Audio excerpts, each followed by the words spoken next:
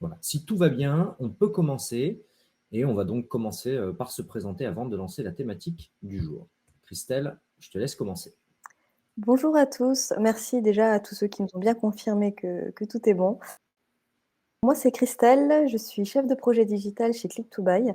Mon rôle va être d'accompagner, d'aider nos clients à installer la solution chez eux et à les accompagner sur le suivi et l'optimisation de leur performance. Et moi, je suis Maxence, donc je travaille chez Click2Buy depuis maintenant 2 ans au sein de l'équipe commerciale, donc on est 5 ou 6 dans l'équipe. Mais chez Click2Buy, on est une trentaine de collaborateurs basés à Lille et à Barcelone, mais on a des clients un petit peu partout dans le monde. Ça fait maintenant 9 ans qu'on fait un métier. Alors, je vais vous le présenter très succinctement en l'espace de 15 secondes pour que vous puissiez aussi connaître un petit peu la légitimité de ce pourquoi on va parler des taux de conversion aujourd'hui. Et ensuite, Christelle lancera le sujet. Notre métier chez Click2Buy, c'est d'être un tiers de confiance entre les marques dans beaucoup de secteurs d'activité que sont la santé, les produits de grande consommation, les marques du secteur du bricolage, enfin, il y en a vraiment beaucoup, et leur réseau de distribution. Donc, on va retrouver des distributeurs click and collect. En France, on est très fort là-dedans. Donc, forcément, on va citer tout ce qui est Drive, Auchan, Carrefour, etc., mais aussi les enseignes de click and collect, comme Boulanger, Leroy Merlin, Castorama, il y en a beaucoup.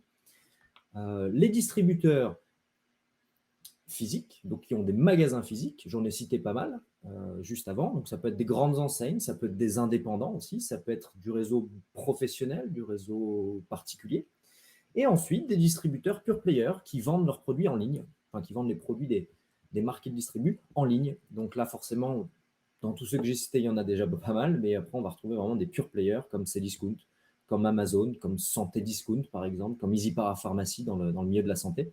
Donc il y en a pas mal. Et notre rôle, c'est de contacter ces distributeurs, de faire en sorte qu'ils deviennent nos partenaires et que nous puissions avoir accès aux données de stock.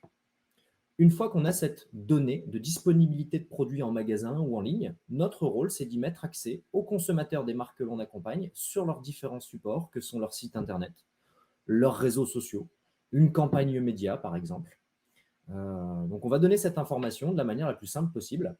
Et là, on vous montre un exemple sur lequel on reviendra peut-être un peu plus tard, avec une des marques qu'on accompagne depuis moins d'1 an, je pense, maintenant. D'ailleurs, c'est Christelle qui accompagne cette marque, hein, c'est bien ça, Tout Chris? à fait, c'est ça, ça fait depuis, je dirais, le mois de mars qu'on D'accord. travaille avec Magimix. Donc, c'est relativement frais.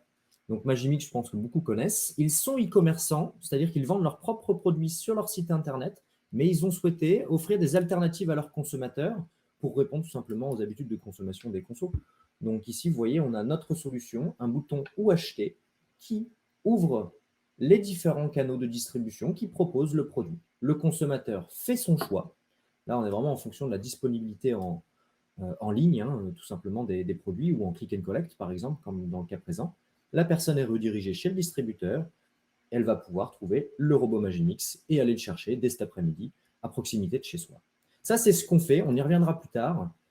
Si vous avez déjà des questions, n'hésitez pas. En tout cas, j'ai fini de nous présenter vraiment de manière assez succincte. Et Christelle, je te propose d'enchaîner avec le sujet du jour, tout Le simplement. sujet du jour, tout à fait. Donc effectivement, en tant que tiers, nous, entre les distributeurs et les marques, les questions de conversion vont être des problématiques sur lesquelles on va beaucoup travailler en collaboration avec nos clients, que ce soit des marques e-commerce ou non d'ailleurs. On verra ça un petit peu plus tard. Et donc c'est pour ça qu'on a choisi aujourd'hui d'aborder ce sujet avec vous pour vous aider à améliorer vos taux de conversion sur les fiches produits. Donc un élément sur lequel je vais bien insister, ça va être sur les fiches produits. On va vraiment parler exclusivement de ça aujourd'hui, donc on ne va pas aborder tout ce qui va être en amont de ces fiches produits, donc le parcours par exemple entre la page d'accueil de votre site qui va mener jusqu'à la page produit, ni des campagnes de communication qui vont être faites en amont. Donc tous ces éléments-là, même s'ils sont très importants, on va pas les aborder aujourd'hui. De même que tout ce qui va être après la conversion depuis les pages produits vers votre page de panier ou vers les sites des distributeurs, hein, tout ce qui va être la page du panier, de validation de panier, le tunnel de paiement, tous ces éléments-là, on va pas les voir aujourd'hui. On va vraiment se focaliser sur la fiche produit, même si tous ces éléments en amont comme en aval sont bien sûr très importants et vont avoir un impact également sur le taux de conversion. Ou alors, on fait un webinar qui dure 4 heures. C'est ça. Si vous avez le temps, à la limite, on peut peut-être l'aborder. Ouais, on ne s'est pas préparé pour. Ça fera peut-être l'objet d'un second webinaire, d'un futur webinaire. Mais on a vraiment voulu effectivement se concentrer sur une petite partie qu'on maîtrise plutôt bien, plutôt que de vouloir impérativement absolument tout placer, le parcours en amont, pendant, en aval, la solution de paiement, etc. et devoir bâcler. Donc, ça a été notre choix aujourd'hui, mais on préférait vous prévenir. N'hésitez pas en tout cas à nous dire si ça vous intéresse et puis on pourra organiser un autre webinaire en conséquence. Alors, Donc, Christelle, je te pose la question. Un bon taux de conversion, c'est quoi? alors c'est assez difficile de répondre à cette question et de vous donner voilà, une valeur en vous disant ça c'est un bon taux de conversion, puisque comme on le disait juste avant, ça va dépendre d'énormément d'éléments autour.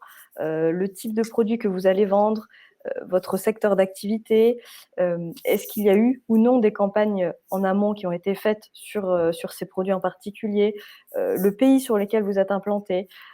Voilà, donc il va y avoir énormément de facteurs différents qui vont jouer sur tout ce taux de conversion.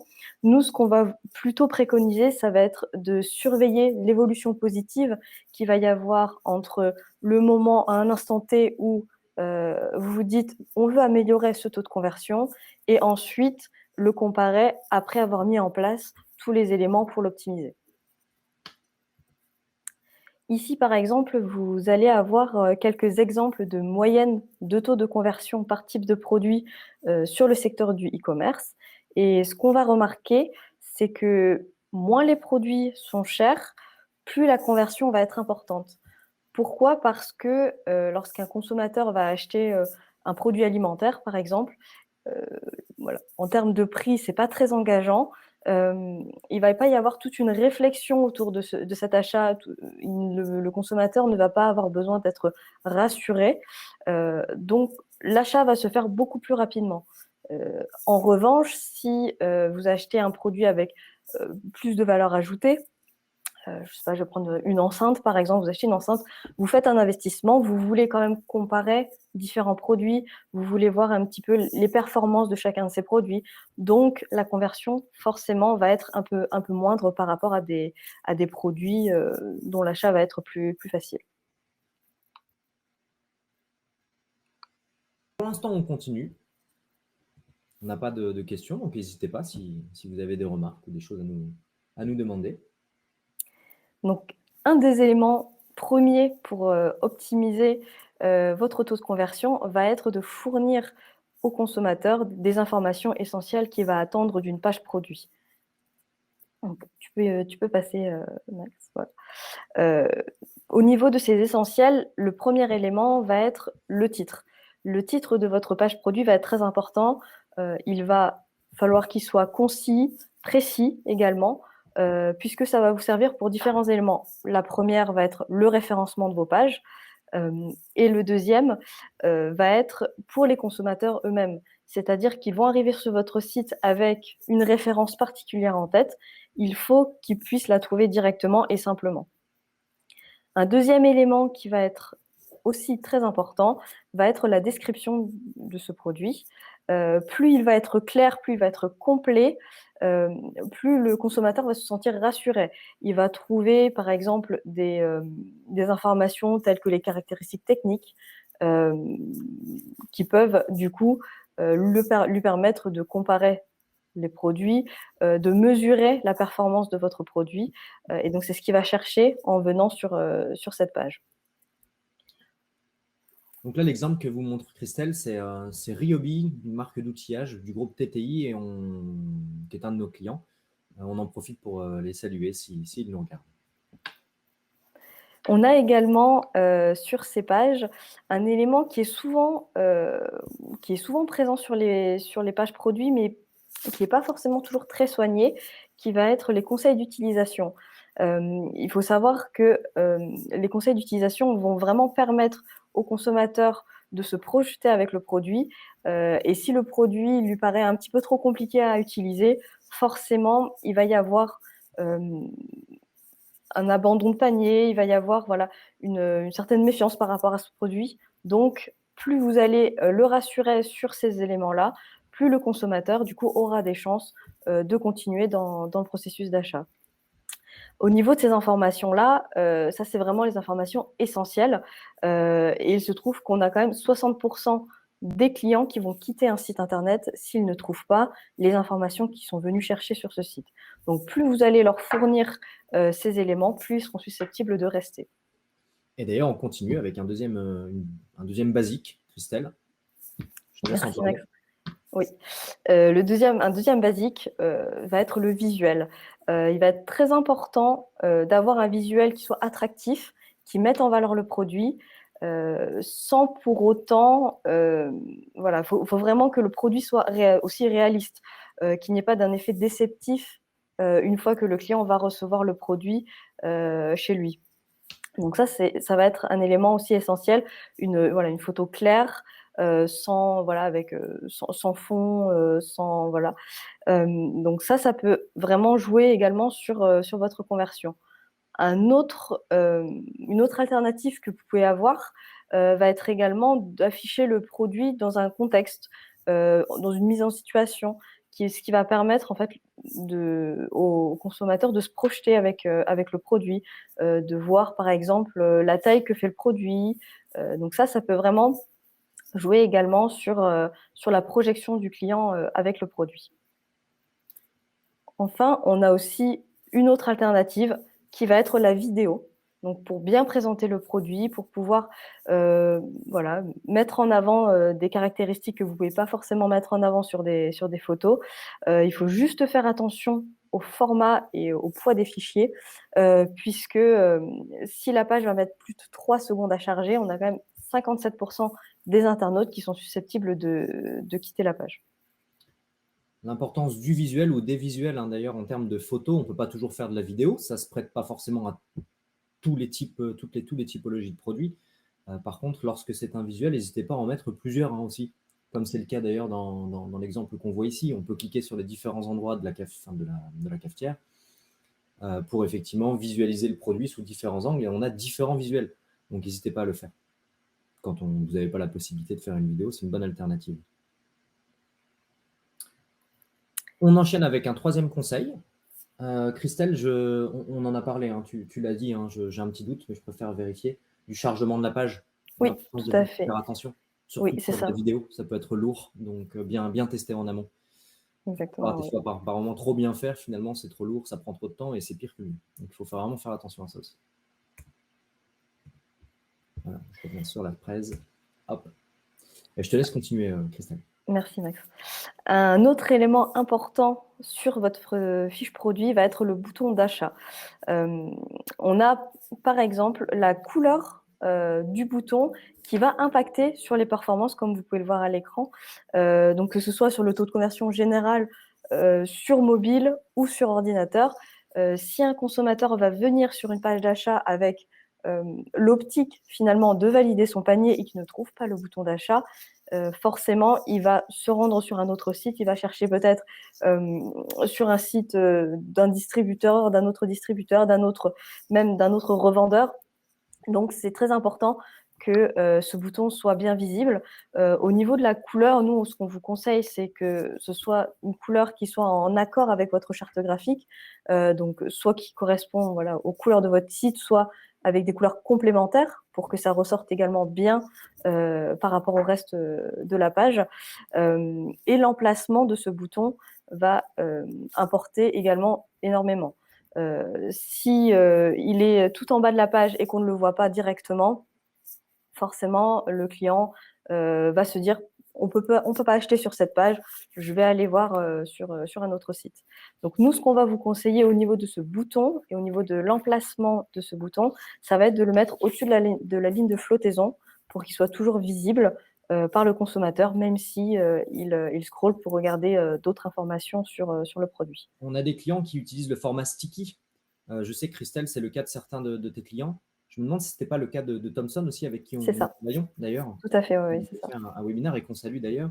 Le format sticky, pour ceux qui ne le savent pas, c'est assez connu, hein, mais je le précise quand même, c'est un bouton qui est bien en évidence sur la page de produit. Et lorsque l'utilisateur sur mobile ou sur desktop scrolle, ou remonte d'ailleurs, le bouton en fait suit le parcours et est toujours sur l'écran. Ça permet vraiment d'avoir un taux de conversion, ou du moins un taux de clic plus important. C'est ça. Et le wording va également être très important, Maxence, hein. On a fait quelques tests chez Click2Buy avec certains de nos clients sur des wordings qui sont un peu plus avec des verbes d'action. Et finalement, on a remarqué que ces boutons avec des wordings avec des verbes d'action vont performer beaucoup mieux que d'autres. Donc nous, on avait fait le test avec voir et acheter. Et il se trouve qu'effectivement, acheter a beaucoup mieux performé que voir. Donc, c'est aussi des choses sur lesquelles nous, on va vous conseiller peut-être de faire des A/B tests. Ce qui est Ce que j'allais dire, c'est que souvent on nous demande un peu quelles sont quelle est la bonne règle à respecter. La bonne règle, finalement, c'est l'A/B test. Ce qui fonctionne pour une marque peut pas fonctionner pour une autre marque et vice-versa. Donc nous, forcément, on a des conseils sur les meilleures pratiques en termes de wording, en termes d'emplacement, de couleurs, etc. Mais rien n'empêche qu'on peut très bien tester pendant un mois et faire de l'A/B testing. Et à partir de là, on prend la meilleure décision, tout simplement. Donc c'est en tout cas ce que Christelle et ses homologues font avec nos clients. Il faut vraiment tester et voir un petit peu ce qui fonctionne le mieux. C'est ça. On enchaîne? Tu On enchaîne. avais encore d'autres choses à ajouter ici? Non, c'était bon pour moi. C'était bon pour moi. Après, de toute façon, la slide suivante est un peu liée, hein, puisque nous, ce qu'on va également vous conseiller, ça va être d'ajouter un bouton de redirection. De redirection. Peut-être préciser que le bouton d'achat, je me permets, Christelle, le bouton d'achat, c'est lorsque vous êtes un site que vous avez la possibilité de vendre vos propres produits sur votre site internet, forcément. Tous les conseils qu'on a pu donner s'y prêter à partir du moment où votre propre site est marchand, que vous soyez derrière un distributeur ou que vous soyez une marque. Lorsque vous êtes une marque et que vous ne vendez pas vos produits sur votre site internet, mais que vous avez tout de même des belles pages produits qui servent d'information pour vos consommateurs, là, Christelle va vous donner les conseils avec un bouton de redirection. Christelle, je te laisse enchaîner. Merci. Le bouton de redirection, effectivement, va être une bonne alternative.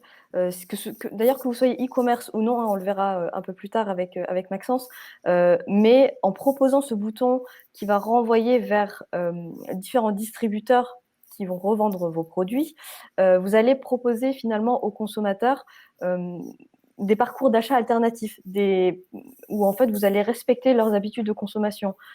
Si par exemple quelqu'un arrive sur votre site, il faut qu'il crée un compte, il n'a pas forcément, voilà, c'est peut-être un achat unique si vous achetez, là l'exemple c'est un frigo, on va pas acheter des frigos effectivement toutes les semaines ou même tous les ans, donc le client va peut-être se dire, j'ai pas forcément envie de créer mon compte directement sur ce site.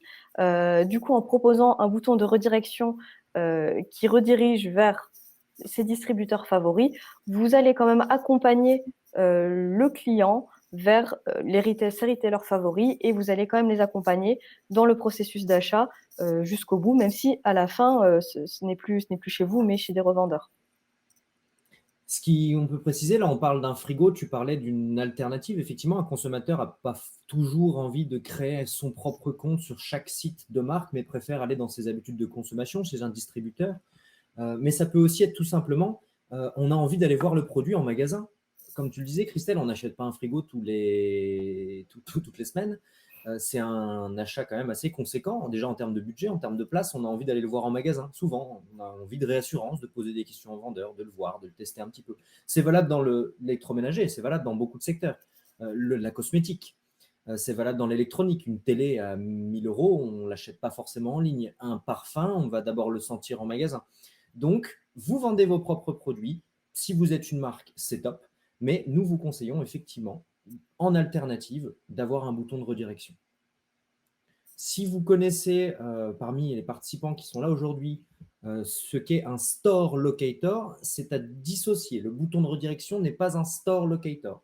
On n'avait pas prévu d'en parler, mais c'est vrai que j'y pense, Christelle. Un store locator, pour ceux qui le savent, c'est souvent un bouton où trouver, quand on est une marque d'ailleurs, ou un distributeur, ou nos points de vente, qui redirige vers une autre page. Donc, on sort de la page produit. Donc, on perturbe le parcours de navigation de votre internaute, ce qui n'est pas idéal. Et la personne va avoir la liste de tous les magasins qui revendent les produits de la marque en question. Ce n'est pas l'idéal parce que très souvent, c'est complètement décorrélé de la disponibilité en magasin, en click and collect ou en ligne. C'est uniquement du référencement. Là, ce dont on vous parle et ce dont vous a parlé Christelle, c'est un bouton de redirection sur la page produit, on le voit d'ailleurs dans l'exemple ici, qui ouvre une solution dans laquelle vous avez les distributeurs qui ont le produit en stock, et uniquement ceux qui ont le produit en stock. Ceux qui ne l'ont pas dans la semaine ou dans la journée, on ne va pas forcément les afficher, c'est un petit peu inutile. Et en parcours d'achat, la fenêtre est ouverte, le consommateur voit les disponibilités à droite à gauche.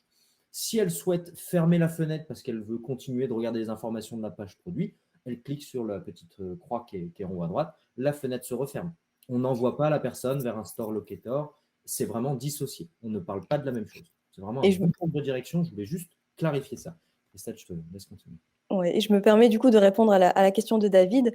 Nous, on va afficher les distributeurs que la marque aura choisis. On comprend les relations avec certains distributeurs peuvent être un petit peu compliquées de temps en temps, notamment Amazon.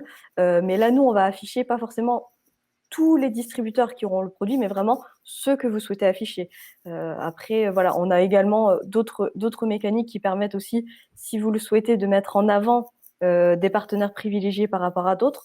Ça, après, c'est des choses qu'on peut voir ensemble dans un second temps. Le but, c'est d'avoir suffisamment de choix pour les consommateurs, mais pas trop de choix.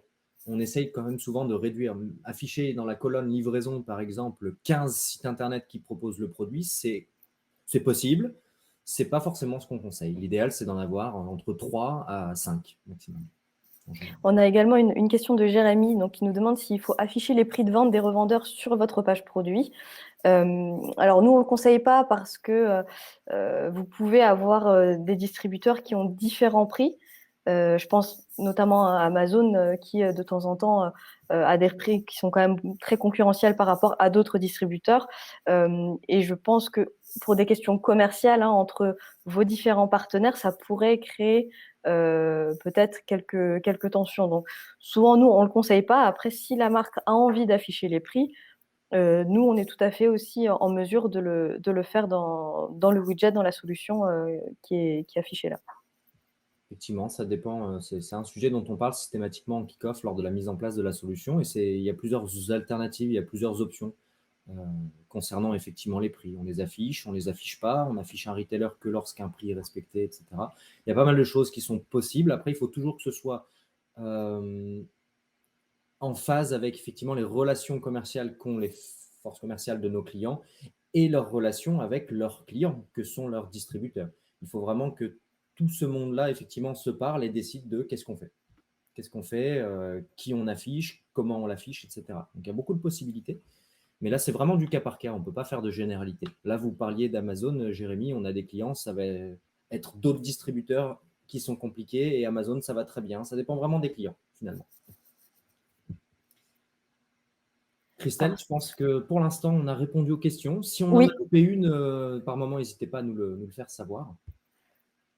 Alors, une fois, donc pour récapituler un petit peu sur ces éléments essentiels, avoir un titre qui est clair et précis, une description complète, accompagner vos consommateurs sur l'utilisation de vos produits, avoir un visuel clair, attractif mais réaliste, et leur proposer du coup un bouton qui est accessible, que ce soit du coup pour l'ajouter au panier de votre site ou vers les distributeurs de votre choix.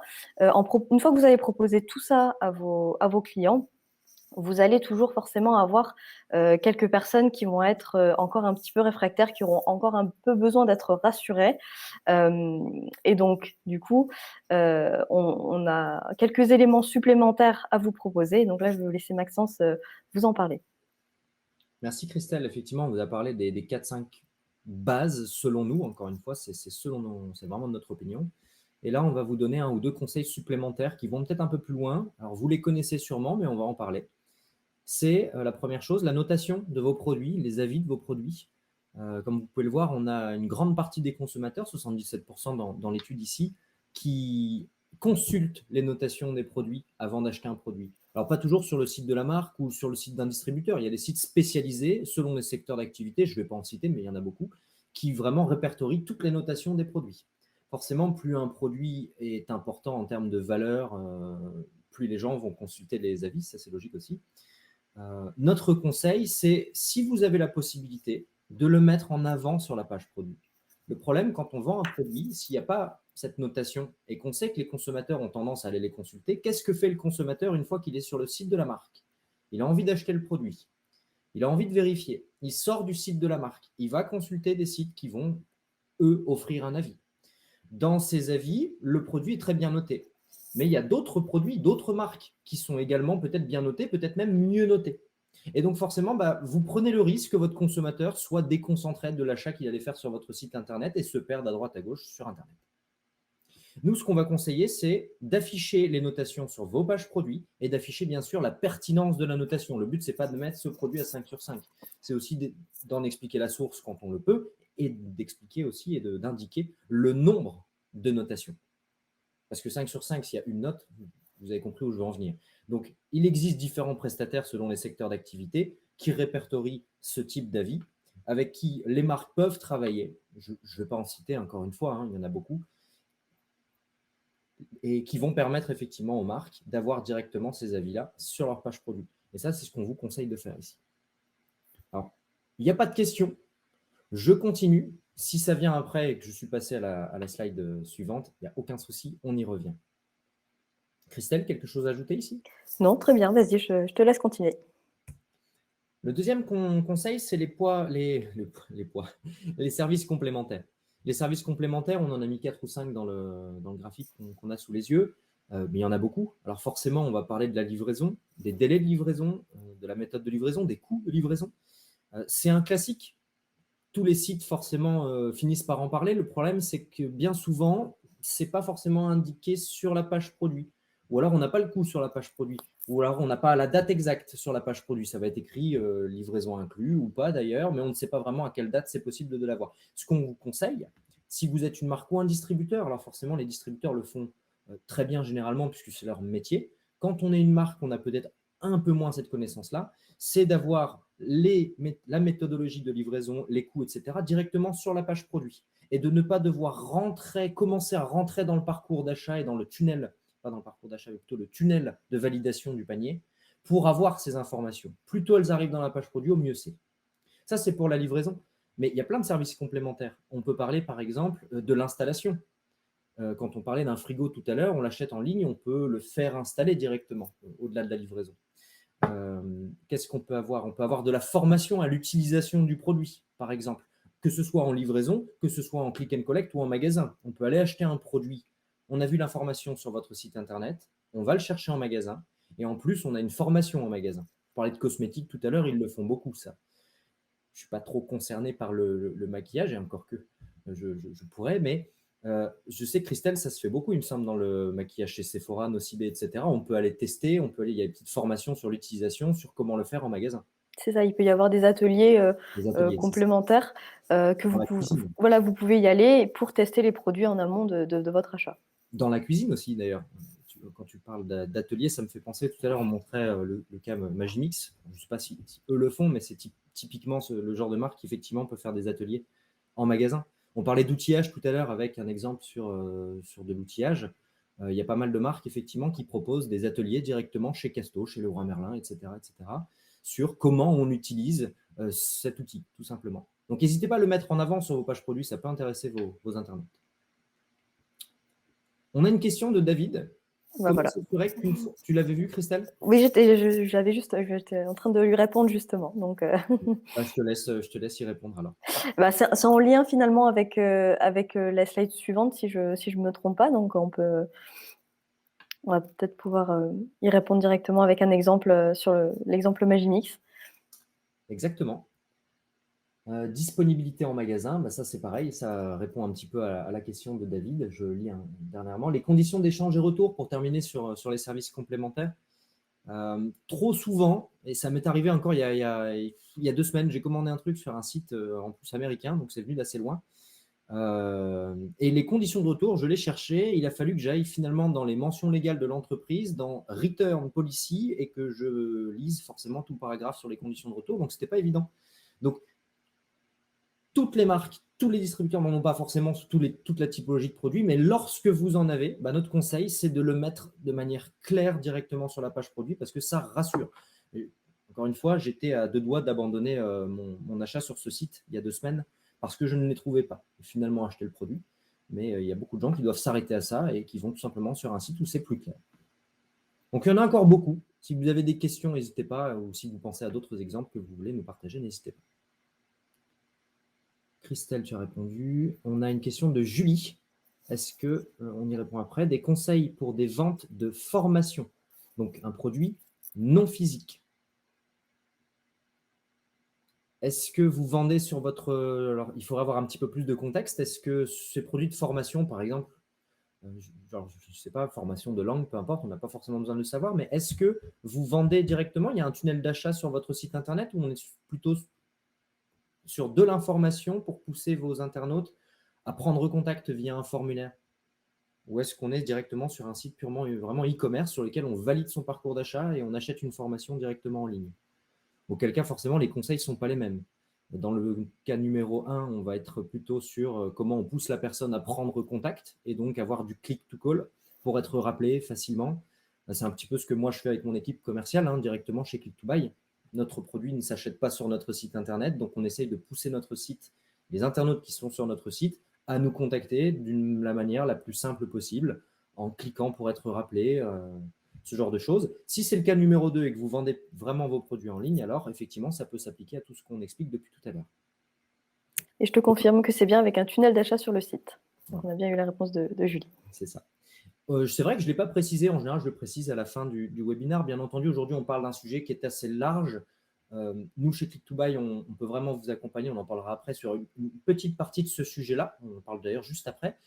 Mais d'ailleurs, s'il y a des choses que vous avez envie de creuser un petit peu plus et que vous avez envie de voir comment tout ce qu'on dit aujourd'hui peut s'appliquer à votre marque ou votre réseau, votre enseigne ou peu importe, votre métier, bien entendu, vous aurez toutes nos coordonnées. Le but, c'est d'échanger ensemble et de faire un petit diagnostic, de voir un petit peu si on peut vous aider ou pas.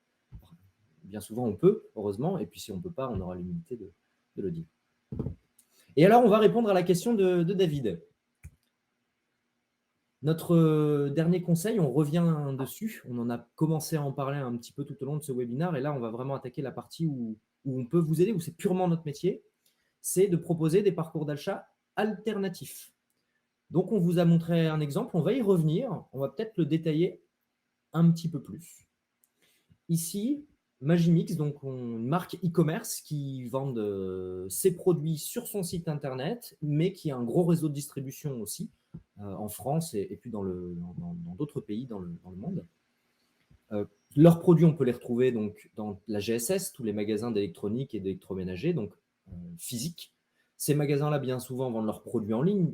Je pense à des gens comme Boulanger, à des gens comme Darty, Fnac, etc. Et en click and collect, c'est-à-dire en magasin, mais j'achète en ligne. Je ne présente pas le click and collect. Là, la volonté de Magimix, lorsqu'on a commencé à échanger ensemble, alors ce n'était pas moi personnellement, c'était un de mes collègues, mais je suis bien au fait de l'histoire. Et puis si je me trompe, de toute façon, Christelle n'hésitera pas à me le faire savoir. Je connais bien effectivement ce compte. On a une page produit donc, qui répertorie un peu toutes les informations dont on parlait tout à l'heure. En tout cas, sur la petite partie qu'on voit ici, on en voit déjà pas mal. Il existait jusqu'au mois de mars le bouton « Ajouter au panier », donc ça qui est pour le site e-commerce de Magimix. Celui-là n'a pas changé. Depuis le mois de mars, on a l'alternative avec notre bouton « Où acheter ». Donc, lorsque le consommateur clique sur le bouton « Où acheter », notre solution s'ouvre. Et là, c'est Click2Buy. Là, on prend la relève. On ne sort pas du site internet, le consommateur reste sur le site. Il choisit le coloris ou le modèle. Il y a plusieurs possibilités, dépendant en fonction des produits. Notre solution s'ouvre. La personne a la possibilité de se géolocaliser. Elle a la possibilité de taper d'ailleurs n'importe quelle adresse si elle veut faire l'achat un petit peu plus loin. Et on va lui afficher un maximum de 3 canaux. Le canal Drive, donc Click and Collect, livraison et magasin physique. Ici, par exemple, dans livraison, on retrouve la boutique Magimix. C'est leur site internet. Donc, lorsqu'on est sur leur site, si le consommateur clique là-dessus, ça ferme notre solution et il reste sur le site de Magimix. C'est qu'ils préfèrent tout de même l'acheter sur le site de Magimix.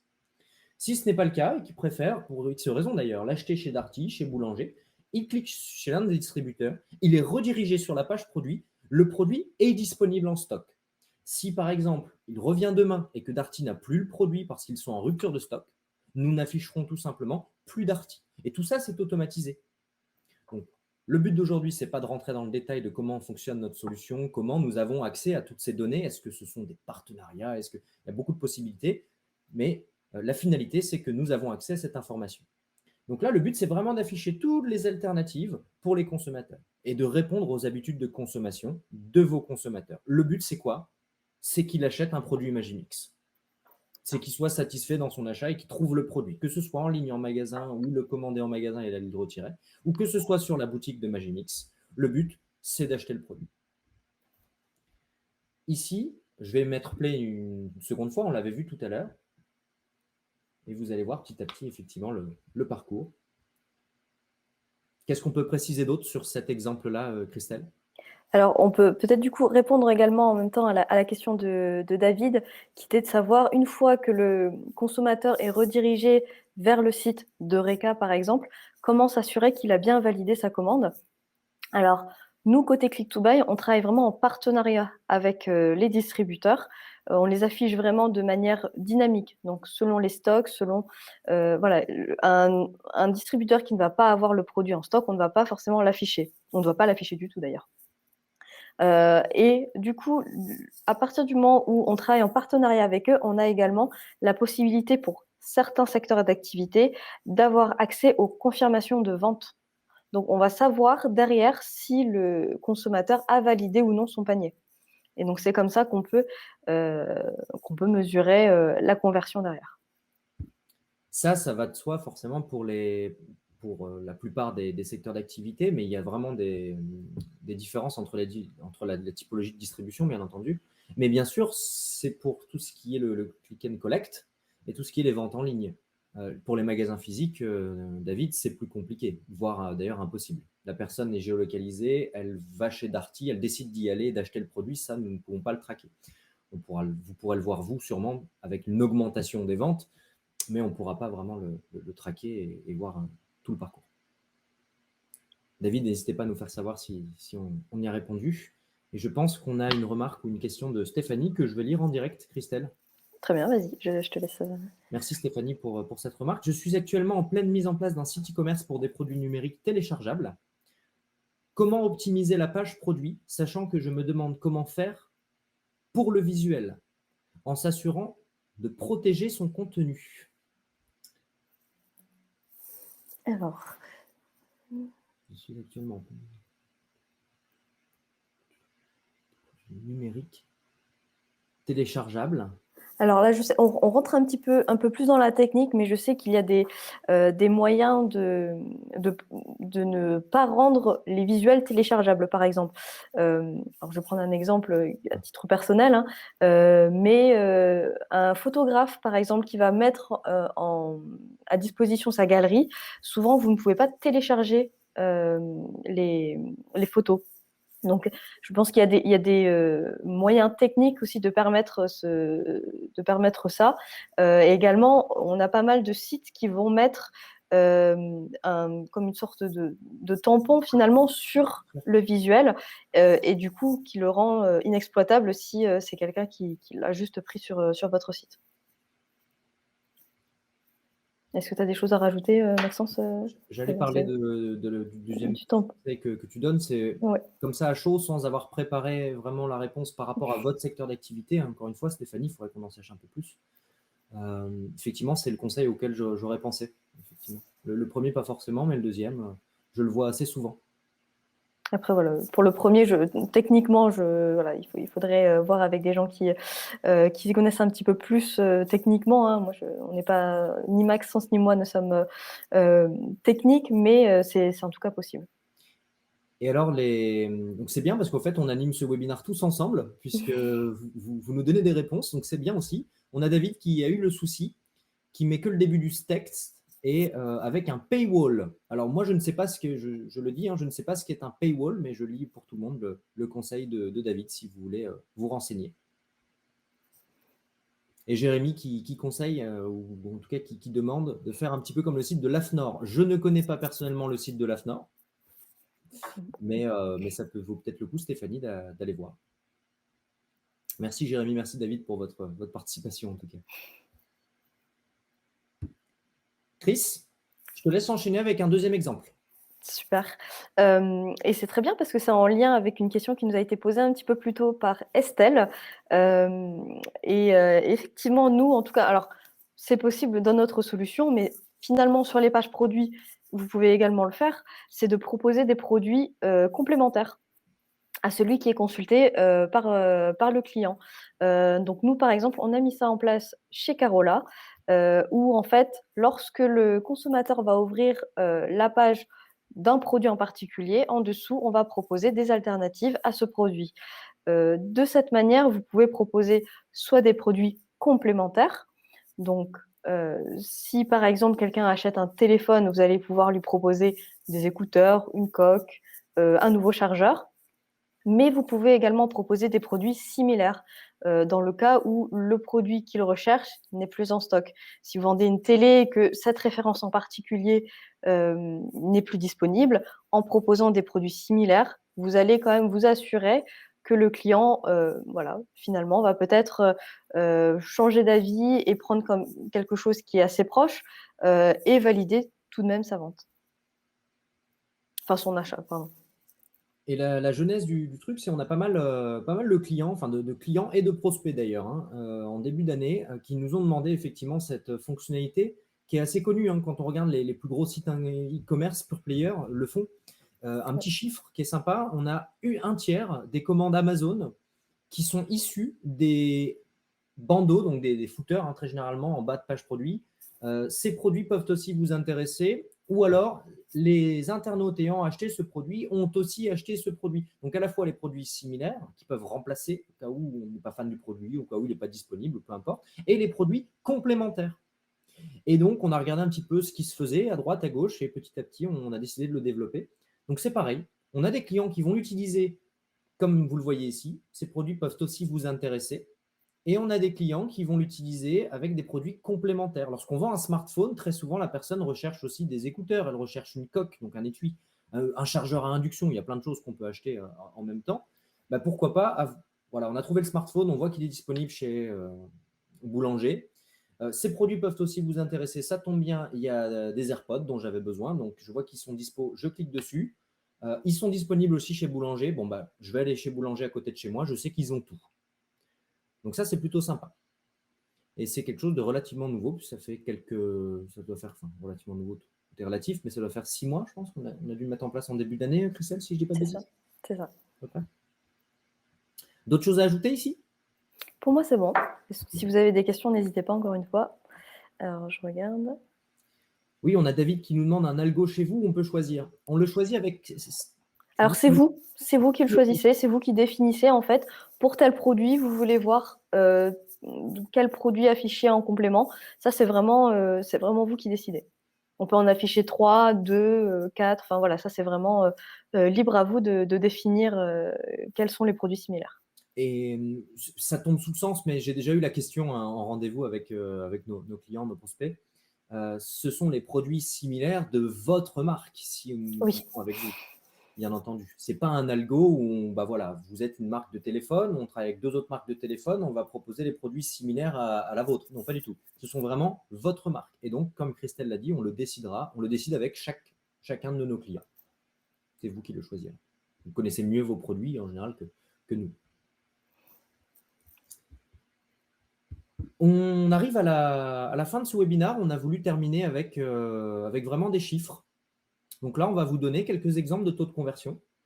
Je vais vous expliquer un petit peu. On a pris 5 secteurs d'activité avec lesquels on travaille le plus. On travaille avec beaucoup d'autres secteurs d'activité, mais là, parmi ces 5-là, ce sont vraiment là où on a le plus de marques avec lesquelles on bosse. Et vous avez donc 2 colonnes. La première, marché, ce sont les statistiques moyennes des distributeurs, pas des marques, des distributeurs en France. On a pris le marché français ici. on fait un webinaire en français aujourd'hui, donc c'était forcément plutôt sur le marché français qu'il fallait s'y intéresser. Des distributeurs, secteur par secteur. Donc, Home Appliance, il y a vraiment une vingtaine de distributeurs qui sont pris en compte et nous avons leur taux de conversion moyen. Attention, on parle à partir du moment où un trafic arrive sur la page produit et à partir du moment où il a passé commande. D'accord? Tout l'amont de la page produit, encore une fois, on en parle. Et la colonne de droite, les chiffres issus de notre solution. C'est-à-dire lorsque une personne est sur le site d'une marque, un consommateur, elle ouvre notre solution, elle est redirigée chez un distributeur du secteur Home Appliance, comme Boulanger, Darty ou peu importe, il y en a quelques-uns. Le trafic qu'on envoie à ces distributeurs, en général, convertit mieux. Ça, c'est vrai qu'on a eu le retour de beaucoup de distributeurs et effectivement, on a la possibilité de le mesurer. Alors, pourquoi il convertit mieux? Souvent parce que c'est un trafic qui est intentionniste. Il arrive sur le site d'une marque, il n'arrive pas là par hasard, il arrive là par lui-même, très souvent. Il n'arrive pas juste là pour faire du shopping et regarde un petit peu ce qui se fait. Souvent, c'est qu'il a une intention d'achat et il vient prendre des informations. Et forcément, notre rôle, c'est de l'emmener le plus facilement possible chez le distributeur. Une fois qu'il arrive, il convertit mieux que le trafic que peuvent avoir les distributeurs par eux-mêmes, c'est-à-dire en SEO, SEA, avec des campagnes display, Facebook Ads, etc., etc.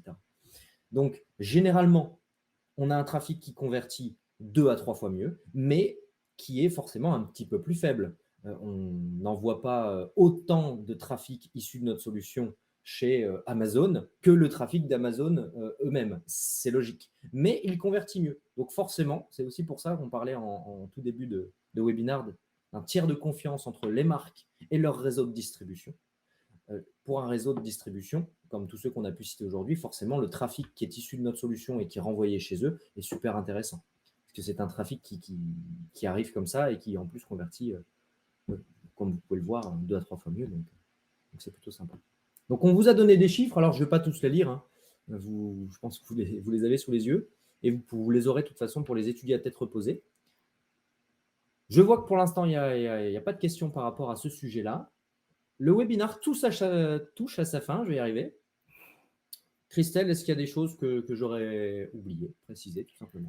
Non, je pense qu'on est juste préciser peut-être que sur cette dernière slide, justement, le x69, c'est une moyenne sur les différents secteurs qu'on vous présente là, et pas juste sur le FMCG, mais vraiment sur l'ensemble.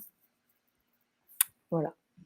On vous remercie tous. On va rester connectés, Christelle et moi, encore 1 ou 2 minutes.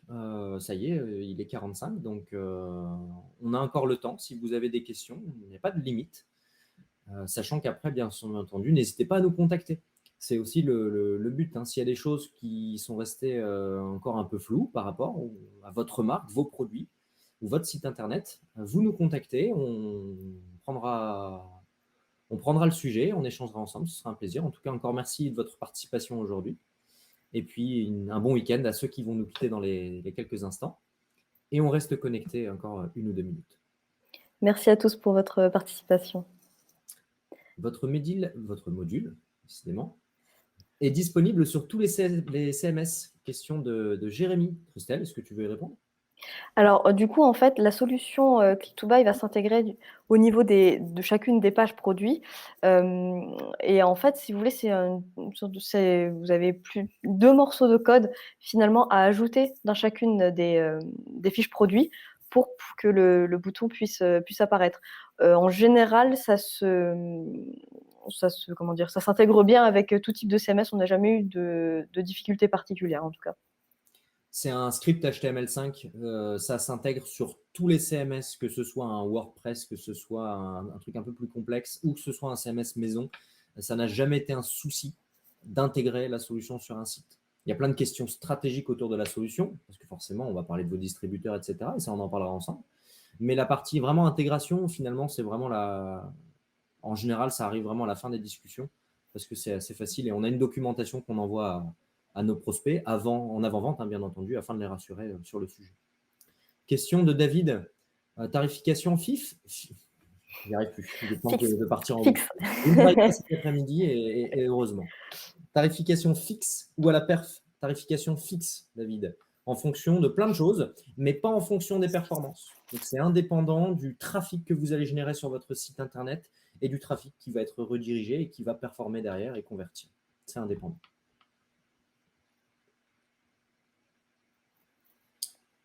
Alors, Jérémy, pour revenir sur le script HTML5, il ne pèse pas trop lourd, non, pas du tout. Et en termes de performance sur votre site, ça ne change absolument rien du tout. Donc, on a une documentation. On va vous faire un petit email à tous les participants. Donc, on était une cinquantaine présents, je pense, aujourd'hui, ce matin. On va vous envoyer un petit email. Il y aura la présentation, nos coordonnées. Ce que je vous demanderai, Jérémy, c'est de nous répondre tout simplement avec vos disponibilités pour un court échange la semaine prochaine. Et puis on échange ensemble et je vous montrerai un petit peu comment est fait le script HTML5, comment il fonctionne, comment l'intégrer. Et je vous enverrai la documentation. Comme ça, vous pourrez voir par vous-même directement. Ça ne vous engage en rien et ça répondra, je pense, vraiment mieux que simplement à l'oral. En tout cas, ça n'a aucun impact sur les performances de votre site, si ça peut vous rassurer. Et on a une question également de David. Alors soyez pas désolés pour les questions, au contraire, nous, ça nous a... et pour les campagnes, oui, alors nous, effectivement, on s'intègre sur différents sites Internet, mais on travaille également avec les marques pour des campagnes de communication, donc avec des landing pages, ce genre de produits également. Donc, ce n'est pas limité que sur les sites web.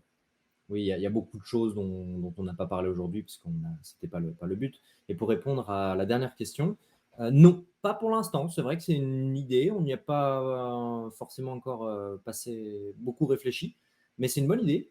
Mais ce n'est pas encore le cas. Je pense que la question de Jason, c'était Jason, je ne sais pas comment on prononce, c'était est-ce qu'on peut adapter les multiproduits et les produits similaires, les produits complémentaires dans le widget en fonction de l'historique de parcours du visiteur sur le site internet, un peu comme du retargeting. Oui. Non, pas aujourd'hui, c'est fixe. Je ne sais pas si j'ai bien compris la question, en tout cas c'est comme ça que je l'ai interprété. Merci, bon week-end Jérémy, et encore merci pour votre participation et pour les nombreuses questions, c'est très bien justement. Je suis ravi d'avoir pu vous aider si c'était le cas. Top, merci beaucoup Jason ou Jason. On vous remercie tous, on vous remercie toutes. Et on vous souhaite un excellent week-end. Et puis, on espère, donc, du coup, à très vite, la semaine prochaine. N'hésitez pas, je pense que vous recevrez l'emailing de remerciements avec tous les éléments, soit cet après-midi, soit le lundi. Donc, n'hésitez pas. Et j'espère qu'on aura l'occasion d'échanger vraiment en one-to-one un peu plus longuement avec chacun d'entre vous dans les jours qui viennent. Merci à tous. Merci beaucoup à vous. Bon appétit et bon week-end. Au revoir. Au revoir.